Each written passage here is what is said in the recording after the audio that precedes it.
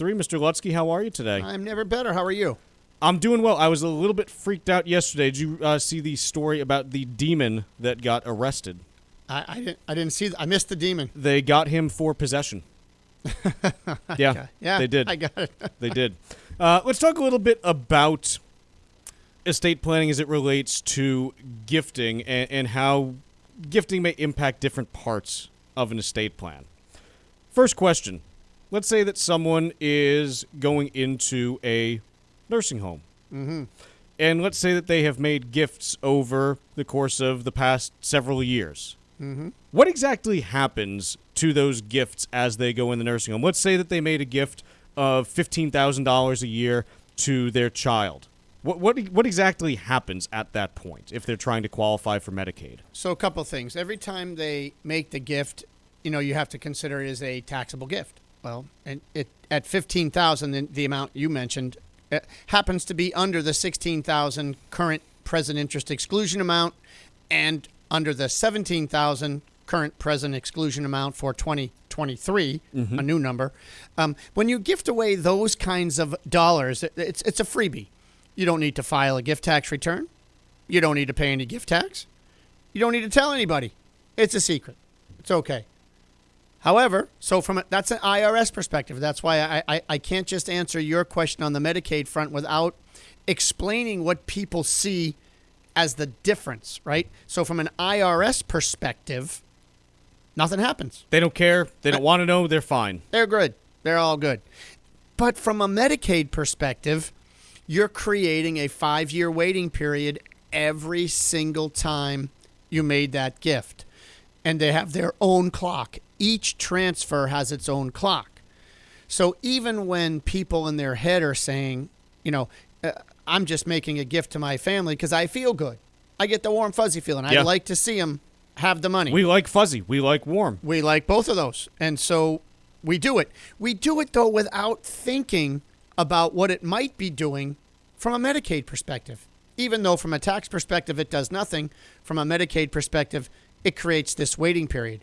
And I think it's even more problematic for people who are giving away bigger numbers. Like maybe they're giving away $50,000 or $25,000. That's harder to deal with. What exactly happens? So let's say that someone has been doing that, and then they're heading into the nursing home, and they try to qualify for Medicaid.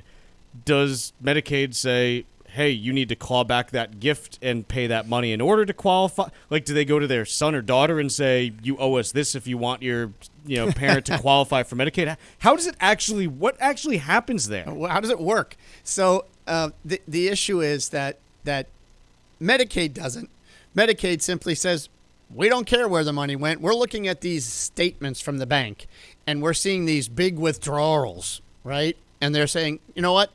Unless you can show me that purchased something for you, we don't really care where it went. We're going to assume that was a gift. It went to a family member.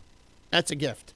And so we're not going to go tell you to get the money back, but you or your family members might have to go after each other to get the money back if you want to apply, if you want to be approved for Medicaid. So yes, that's what they would have to do.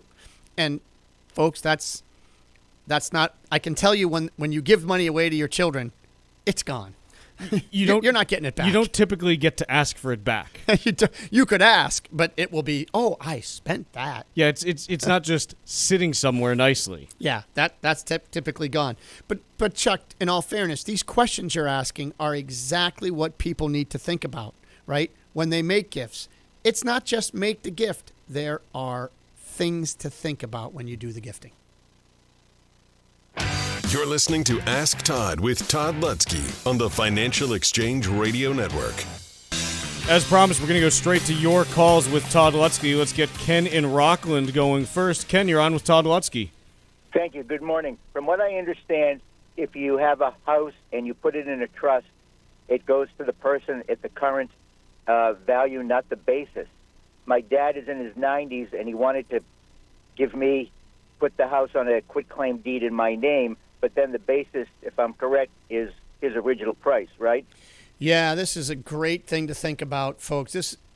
The question Ken's asking, just to sort of rephrase it to help everybody understand, is it sounds like there's two options. Dad's older.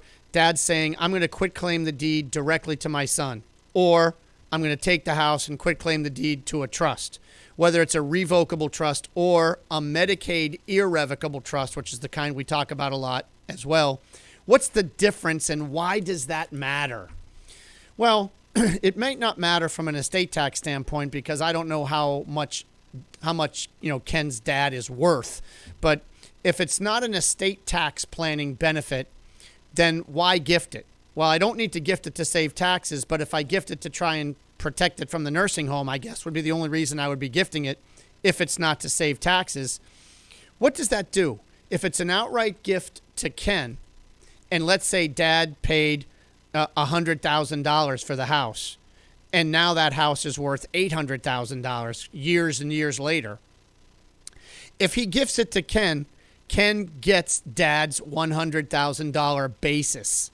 So if Ken decides to sell the property later, it's 800 minus 100, or Ken gets the luxury of paying capital gains tax on $700,000. Just for close numbers, that's about 30% between federal and state. So 7 times 3 is $210,000 in tax. Whereas if we give it to a trust that's included in the estate of Ken when Ken dies, whether that's a revocable trust or a Medicaid irrevocable trust, which would get the 5-year clock started for Medicaid purposes, but an incomplete gift on either front for gift tax purposes, now what happens? Now it's includable in the estate when Ken's dad dies, subject to estate tax, but likely estate taxes weren't a problem here, so we don't owe any. But Ken gets the house with a basis equal to fair market value, or $800,000 in my example. So if Ken then sells the house for $800,000 shortly after Dad dies, his gain is zero, because 800 minus 800 is zero. And so we have a $210,000 tax savings on the income front. And folks, that's exactly what this guide is about. And by the way, it is the last chance to get it. We are at the end of the month, and here we are once again giving away this income. It's to gift or not to gift, and the tax implications to consider. There are so many things to consider when you're giving away assets.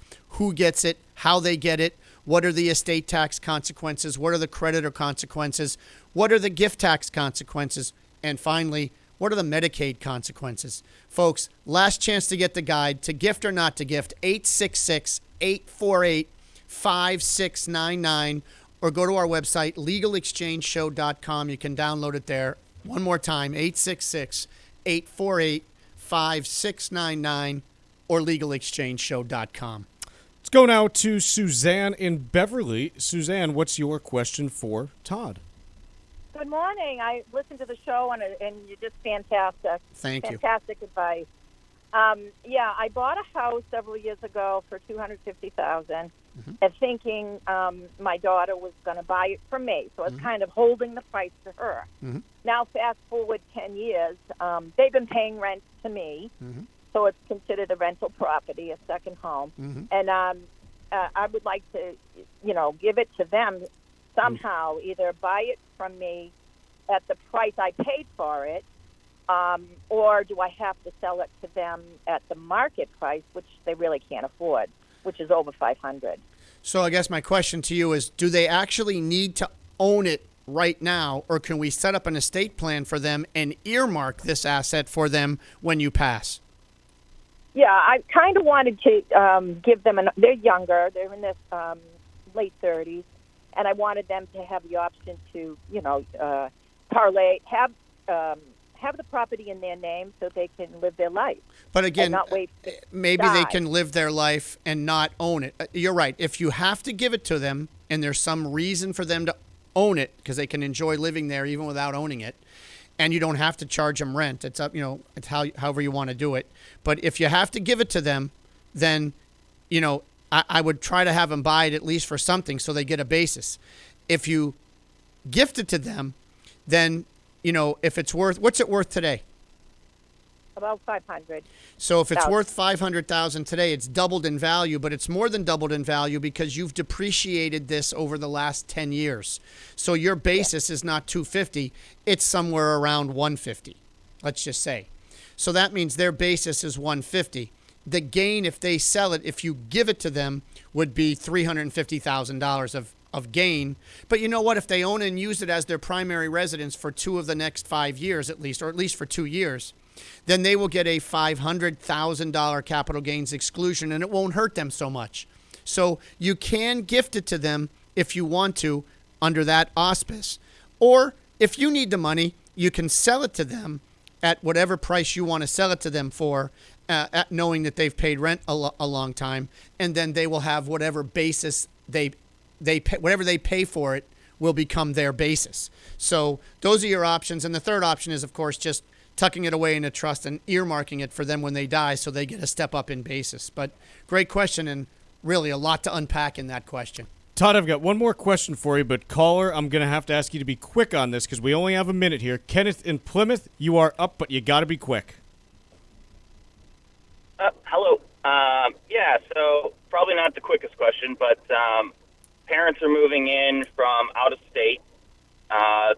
They want to potentially sell their house. They don't have a lot of assets except for the equity in their home. Yep. We were thinking about using our income to purchase a house under our name and let them gift us their equity in their home. This one is going to be really tough. That you're right. You're not going to be able to get that whole one in. But I can tell you quickly, just let me try to figure out what you're doing here. If they're going to sell it, and get the money, they can gift you the money. And if they're going to end up living with you somehow, make sure they get some kind of personal right to use the property so that they're protected as well. But that's a tough question and a good question. Sorry I couldn't get to it. Todd Lutsky, thanks for joining us today. Always a pleasure. The views expressed in this segment are solely those of Cushing & Dolan. Armstrong Advisory does not provide any legal or tax advice. Please consult with your legal or tax advisor on such matters. Cushing & Armstrong do not endorse each other and are not affiliated. This has been Ask Todd on the Financial Exchange Radio Network. Ask Todd with Todd Lutsky has been presented by Cushing & Dolan, serving Massachusetts and New England for more than 30 years, helping families with estate and tax planning, Medicaid planning, and probate law. Call 800-393-4001 or visit CushingDolan.com. Legacy planning is incredibly important if you want to make sure you keep your assets in your family. But if it isn't done properly, problems can arise. Leaving assets to your children is admirable, but it may not always be the best course of action, especially if there are financial difficulties or a divorce proceeding. Learn how to protect yourself and your family by calling Cushing & Dolan, the experts in elder law and estate planning. Their brand new guide this month is called To Gift or Not to Gift, Tax Implications to Consider. In it, you'll learn about information related to the gifting process, what tax issues may arise from a significant gift like a home or a vacation property, and what happens to the asset if the child has creditor issues. Call 866-848-5699. That's 866-848-5699. Or request it online from their website, legalexchangeshow.com.